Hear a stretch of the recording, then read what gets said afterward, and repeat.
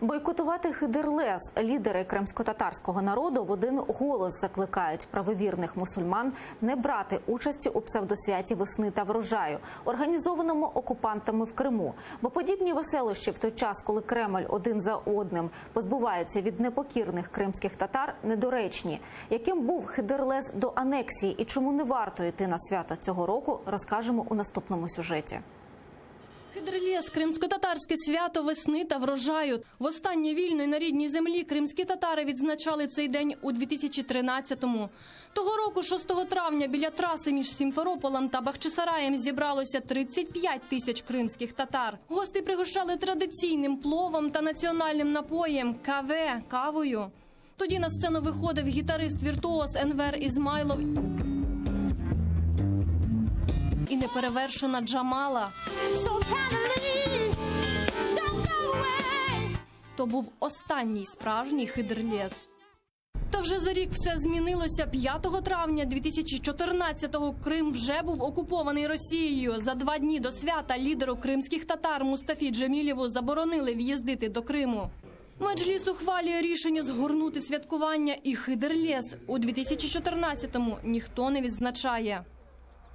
С одной стороны, они просто топчутся по нашему достоинству, арестовывая таких людей, как Рисуль Беляев, и кидают его в СИЗО ФСБ.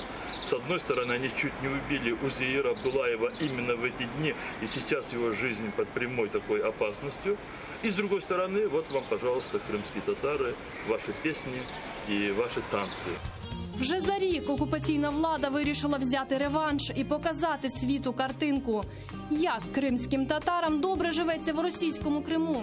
На Заході заявили понад 40 тисяч гостей, та прийшли лише кілька сотень. Аби не осоромитися на весь світ, місцева окупаційна влада заборонила знімати свято з квадрокоптера, аби не видно було масштабів провалу. Дорогі товариші, браті і сестри, я с великой радостью и искренностью, как русский актер, говорю вам, соотечественники, поздравляю вас с праздником, вашим родным, красивым праздником. Христос воскресе! Не брати участі у таких принизливих заходах закликав і закликає нині віце-президент Всесвітнього конгресу кримських татар Ленур Іслямов. Бо кримські татари, від яких один за одним позбуваються окупанти, не мають морального права веселитися на святі, організованому окупантами. Не надо ходить на праздники и не надо танцевать тогда, когда 100 с лишним детей уже остались без отцов.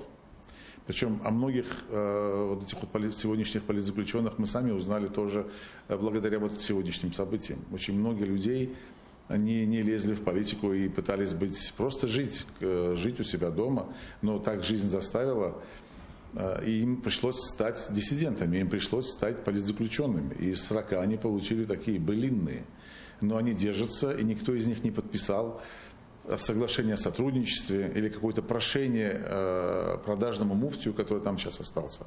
Бойкотувати Хидерлез у вкраденому Росією Криму закликає кримських татар і муфтій мусульман Криму Айдер Рустемов. Цель у них очевидна. Для того, чтобы показать всему мировому сообществу определенную картину. Сказать и заявить, вот, оккупации никакой нет, посмотрите, крымские татары радуются.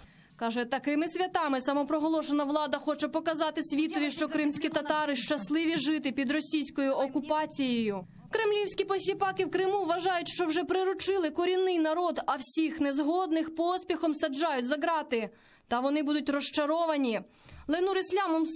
Ленур Іслямов стверджує, кримські татари російським загарбникам не скоряться ніколи. ФСБшники говорили в Крыму, там из вас есть всего несколько кучка таких сопротивляющихся людей, а всем остальным мы сварим казан плова, поставим его на площадь, и все будут возле этого казана танцевать, плясать и все такое прочее, радоваться жизни. Они ошибались, когда они так говорили. У нас действительно есть кучка таких бойсен-маран, но народ основной, ядро основного народа стоит, держится. И это наш народ. Тетяна Сулій, Ельвіна Сейдбулаєва, Нікіта Проскурін, Заман, АТР.